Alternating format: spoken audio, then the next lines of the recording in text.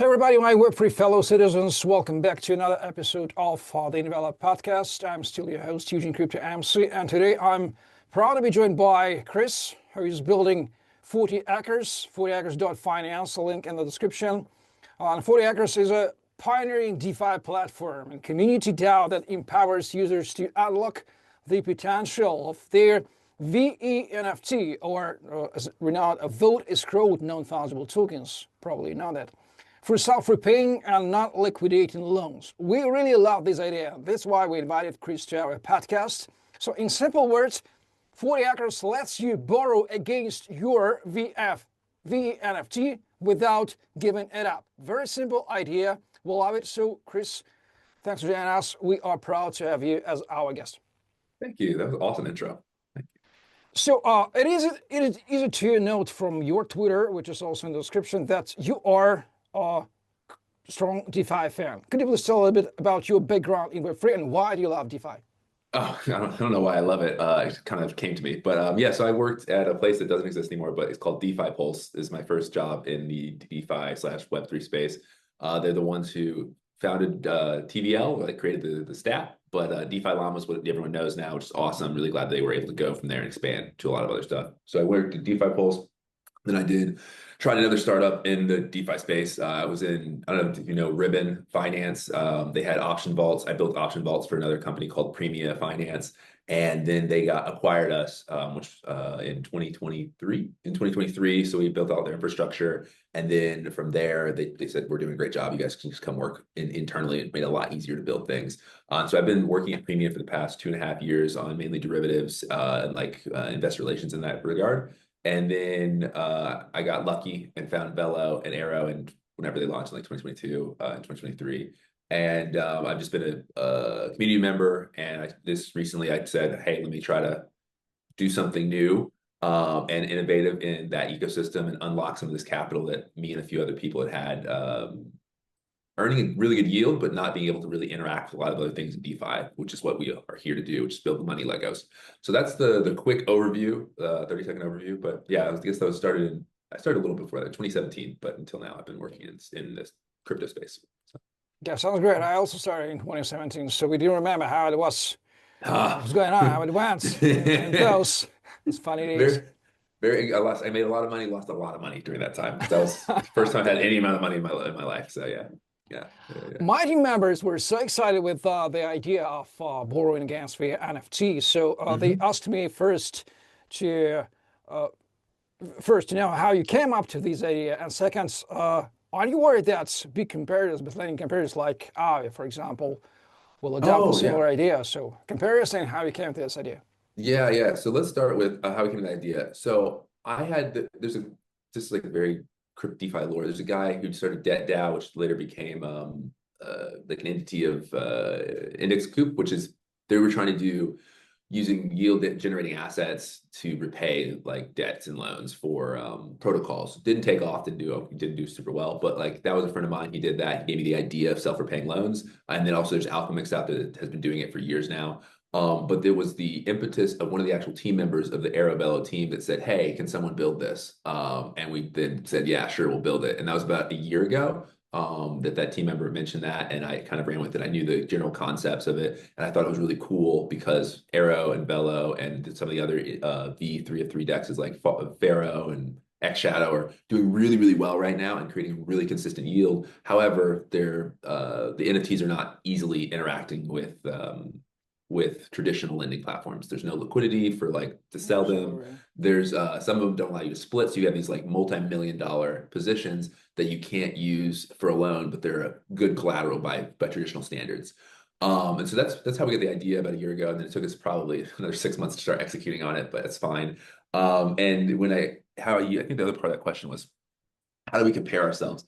When we built the product, we said we wanted to be a combination of Aave and Alchemix. So Alchemix is an older, like a 2020, 2021 DeFi protocol that did self-repaying loans for Ethereum and US stablecoins.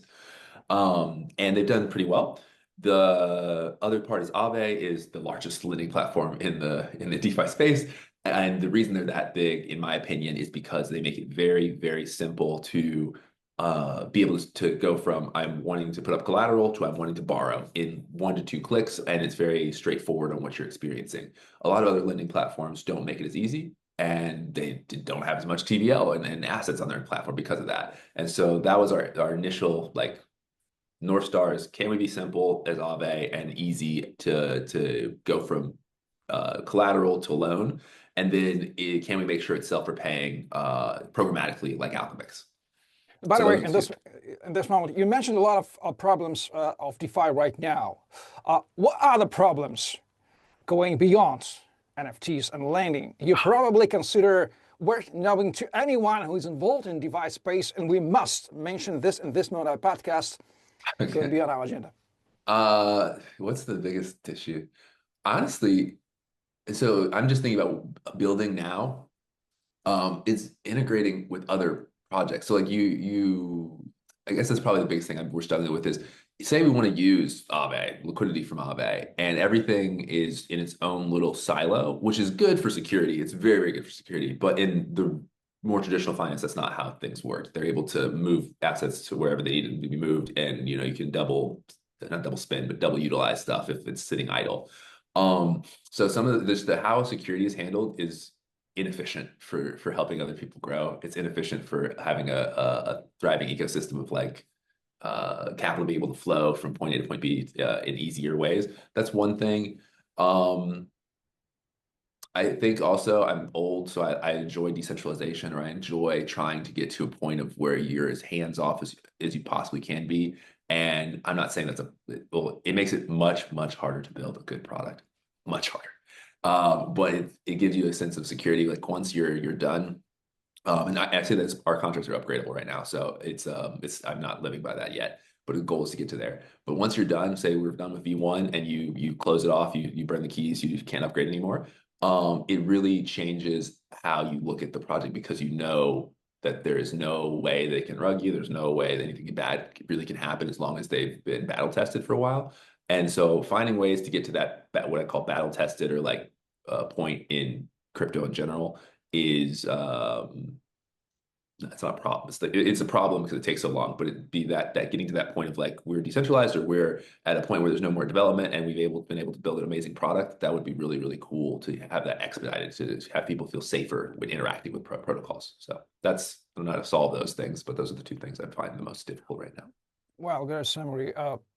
Talking about FortiAgri's roadmap, where are you right now? What are stages? And do you have any plans to connect the NFTs, not just on the base and optimism where you've been right now, Yeah. but for the protocols? Yeah, so we're pretty transparent. We keep a few things close to the vest, but we're pretty transparent about all of the things we're doing. We are going to be expanding over the course of the summer to at least the top five V3 of three, so VNFT dexes. That'll include X Shadow, that'll include Faro, that'll include Athena. We're already on Velodrome and Aerodrome, which are part of the top five. So we'll be on three new chains, sorry, 3 new chains and 5 new platforms. We're going through the process of doing that right now. So that's the short-term expansion.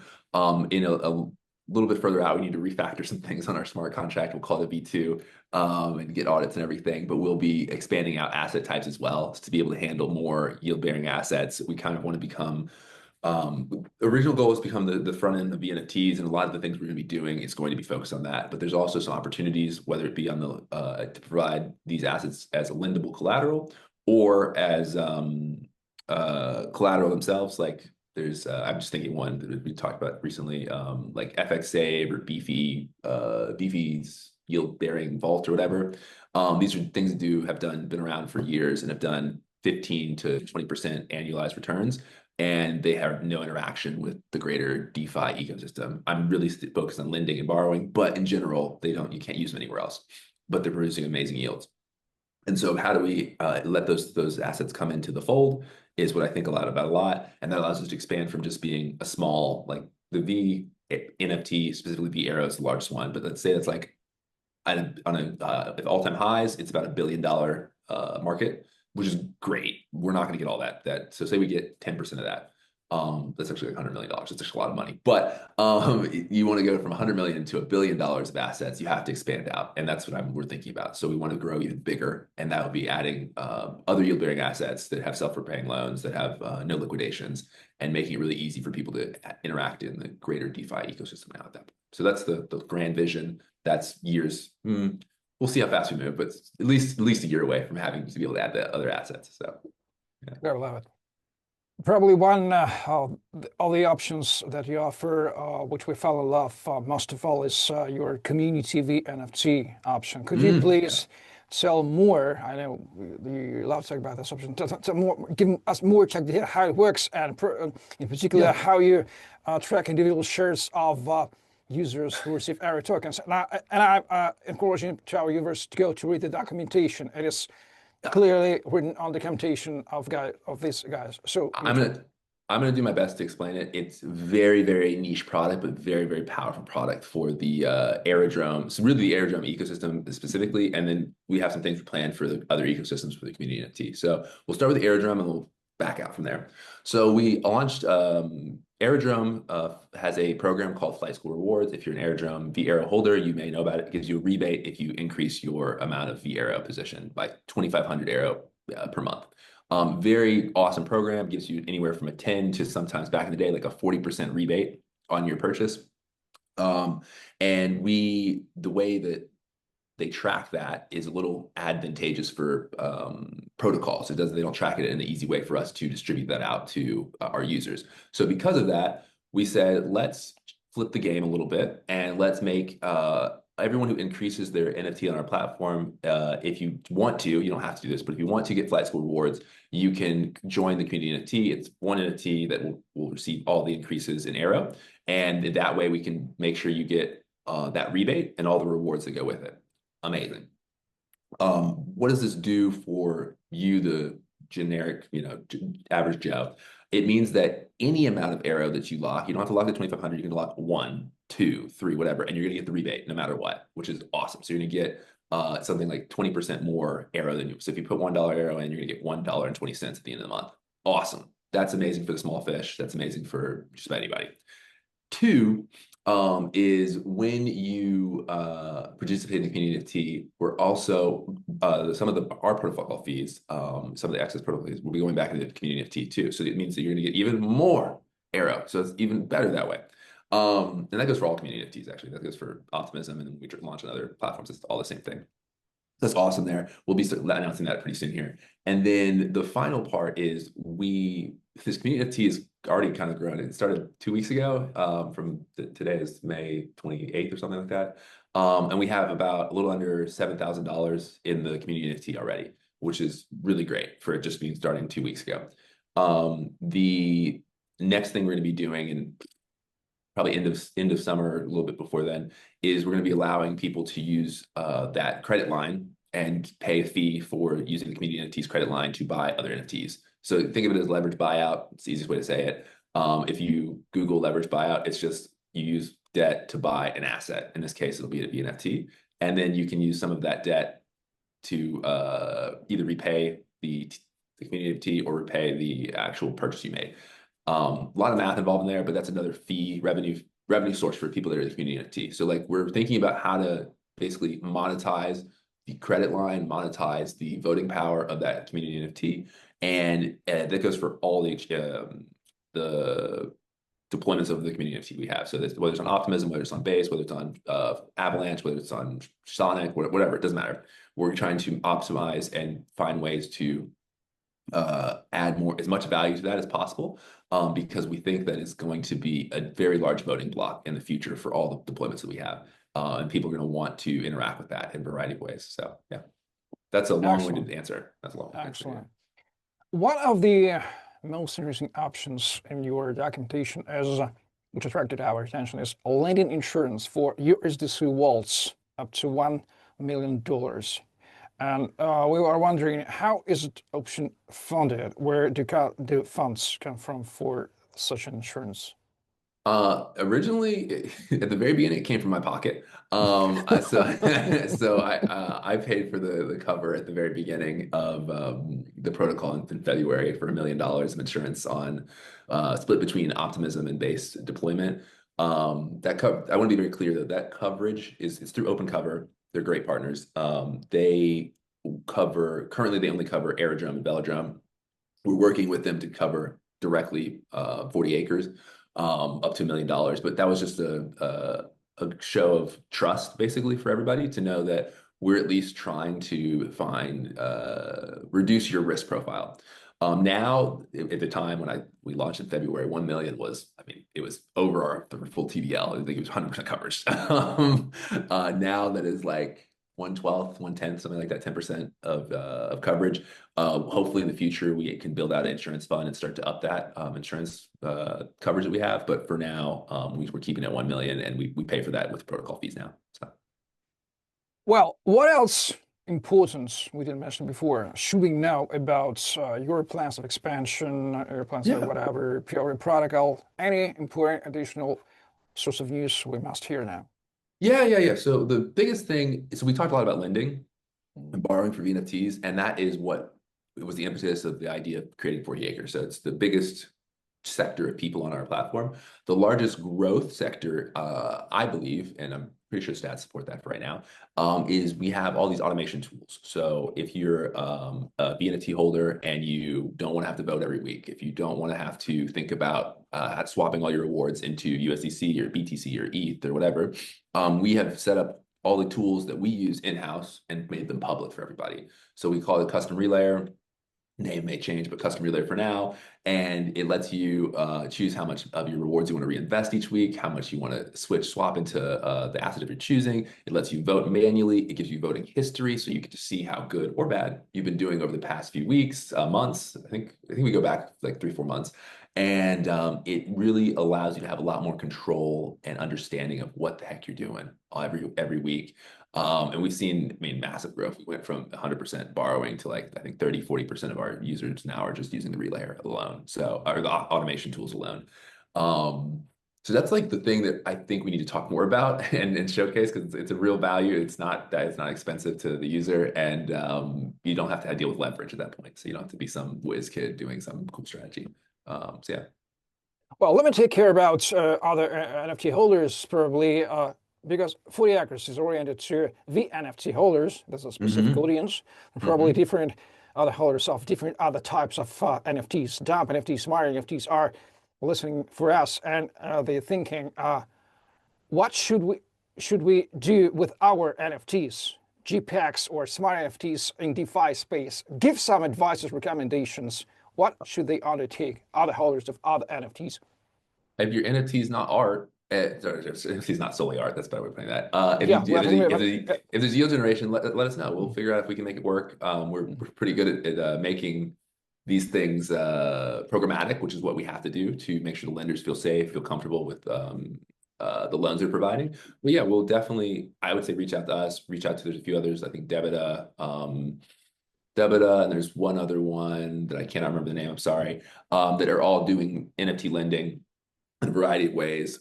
Just for reiteration, we're peer to pool. So that means if you come to us, you have your asset, you're the peer, and we have a pool of capital that we're ready to lend out if your asset meets our criteria. Debita is peer to peer, which is a little different, but you can get higher LTVs. So, that means you come and you find somebody else who will loan to you. As long as you're producing a yield, we definitely will love to support you. And yeah, so just look for places like us, look for places like Debita, look for places that you're able to find a little edge. So okay, I think that the holders of NFT have received a lot of new information and guide for acting in summer 2025. Are there any other trends going apart from DeFi, going beyond, which are probably interested in you following? So you may recommend to follow besides from DeFi in Web3 space in general. I mean, well, I think I told you in email. don't talk about regulation of SEC and yes, we know all about this. Going beyond. No, I'm just thinking about like the things you asked that question in the email or whatever, pre-questions, whatever. And I was thinking about it, and all I could think about is what two things. I think a lot about what is Ethereum's, like the greater Ethereum roadmap, like how do they interact with the L2s, L3s, because we're built on an L2, going to be working with L3s and Superchain, and they're very they're not positive. They're like a net negative for the Ethereum ecosystem right now, and I don't know what the new guard is going to be doing about that. And that's very interesting. Not really worrisome, but just interesting to see how that dynamic of mainnet versus L2s, L3s plays out. If there's going to be more higher gas costs, if there's going to be some, give us 1% of all TVL or something. I don't know. That'll be interesting. Then also, I'm very aware of emerging markets. So emerging, a little bit above emerging ecosystems. So Sonic is very interesting to us. It's very young. Even though FTM is old, the actual ecosystem of Sonic is young. Berachain is very interesting.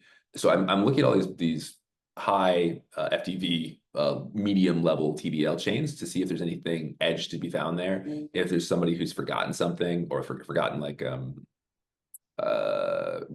really good project that's been forgotten. That's a better way of putting that, for my personal self.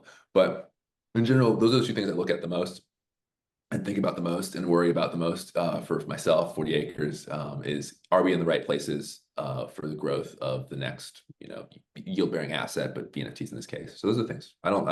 I'm not like a meta person right now. I'm very, very focused. So, well, I don't love to tie crypto space, which is transporting to any geographic regions, but I have to, because we live on the planet Earth and different regions differently. We have to in crypto. You are in the US, I'm in Eastern Europe. You probably understand how things are going on here in our European context. It is very boring. It is awful, really awful. We know what's in general what's going on in the US on the crypto, all the news of everybody. How do you personally, being as an insider, how do you estimate the current trends of the US situation in crypto? How do US people perceive it? Where is it all going from your insane point of view? I'm gonna speak for myself. I'm not speaking for all of America, because I'm definitely not a good candidate for speaking for all of America. The legal side of things is way easier now. That's all I can say. It's just you're not as concerned about you're gonna get slapped with SEC filings, or you're gonna have some issue with we have no token, we have no anything going on like that. But the concept of even the discussion is just a lot easier with the lawyers that be and the politicians. I don't talk to politicians, but like that concept. And then it's cool to see Brian Armstrong, Jesse. There's a cohort of like Stand with Crypto people that are doing their stuff on Washington, in Washington. So it's all cool, and it's good that we're doing it. But it's just easier to do business now in the U.S. So, so probably when we may consider that politicians, regulators have become quite more educated in crypto in these years. Considering they haven't become. No, they haven't. No, they haven't. They just see the money. They're worried about the money exiting the U.S. Got it. That's my opinion. So I never believe that politicians will be our friends. They be our enemies. They are our adversaries. We must consider this factor as a sort of bad weather or earthquakes, or even worse outside us, and build. These are just destroying factors. Yes. Yeah. That's all we're doing. Okay. That's all everyone. Chris, you're extremely transparent. Any additions, any additional information, call to actions you may offer? Yeah. What should our listeners to undertake, VNFT holders to undertake steps should they undertake to go and use 40 acres? Cool. If you are a current VNFT holder, so that means you work with the V3 through DEX, come say hello in our Discord. It's the easiest one. You can find it on our Twitter. I think it's in this bio link. And then 40 acres _finance, I think. And then if you are trying to become someone who's interested in the V NFT, V Arrow, like having understand that whole stuff, also come say hey on the Discord. But read, do as much homework as you possibly can, because it's not similar to, you're not trying to go for Moonbag, you're trying to have an amazing stable income for the next few years of your life. And so yeah, just know that these are really great assets, and we hope to be able to be like your front end of VNFTs, whether it be lending, automation, whatever it may be. So that's it. Right, we've delivered a lot of content, a lot of useful things today. And finally, let me ask you, using my position of representative of the DAO Envelope, which is historically focused on smart NFT concept, NFT with collateral and size, some of the features we hate DApp NFT when it appeared in 2020. So what are your general thoughts on the concept of smartness of NFT. So not NFT related to JPEG, but NFT with color inside, smart set of features. What are your vision, use cases? Probably give us some recommendations how to live in this narrow niche of smartness for NFT, which we've been living for 4 years already. Down I think it's really interesting because, like, I think Avalanche just did real estate NFTs. Like, they did real estate. They had I don't know how they did it, but they basically took the deeds and put them on chain in an NFT form. And I thought that was really cool. And what you guys are doing with collateral inside of it, represented by NFT, is very cool as well. It doesn't fit the same category of what we've been looking for, but the concept is it's good collateral. It's good collateral. You should be able to lend it out at some point. You should be able to use it in perps exchanges. You should be able to use it inside of DeFi when there's if people are able to find how to measure the value, which is probably the hardest thing in NFTs in general. It's the hardest thing with us because it's illiquid. They're usually liquid. They're usually priced uniquely, and so it's hard to integrate into what the traditional normal versions of DeFi are. But I think they're really cool, and I think there's going to be some amazing use cases and people using them in the future. So. Amazing. Thank you very much, Chris. Thanks, Eugene. Builds 40 Acres lending platform for NFT holders. All the links in the description. I'm Eugene Crypto AMC, the media house of DAO Envelope. Please like, share, subscribe, and stay DeFi to prevent build and build and build, and pay attention on the circumstances which are around our politicians' words and so on and so forth. Stay tuned and bye-bye. Blockchain. BLOCK chain.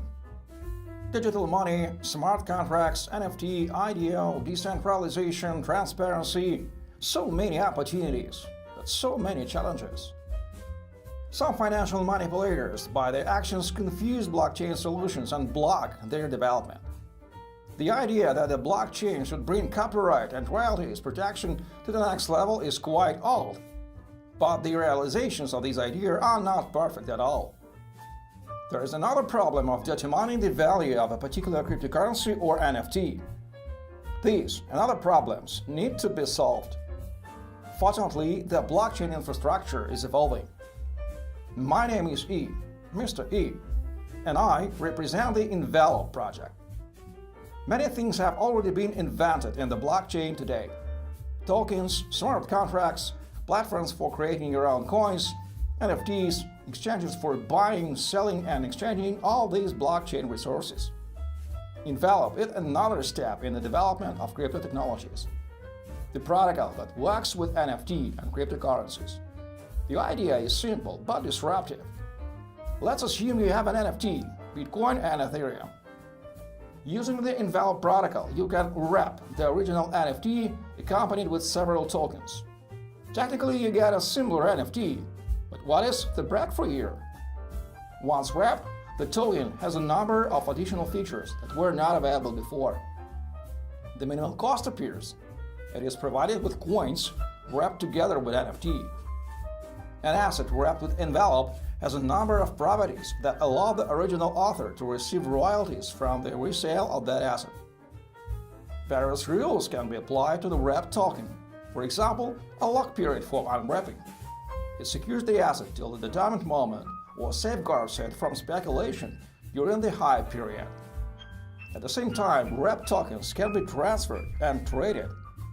These are just some of the scenarios for using Envelope. NFTs become more popular, and the tools provided by Envelope expand the opportunities of NFTs utilization. Wide application possibilities are achieved due to the fact that, in addition to the protocol, the project includes a number of subsystems. The protocol provides functions wrapping and unwrapping. Oracle Mechanics provides asset valuation using analytical algorithms. Index provides a summary assessment of several NFT assets with the common criteria. The project has its own token, which connects all elements of the system. Altogether, this is Envelope, a tool in the blockchain world for building modern and secure systems in various fields. Find more info about the project on the website. Envelope. Make your NFT valuable. Just practical, no hype.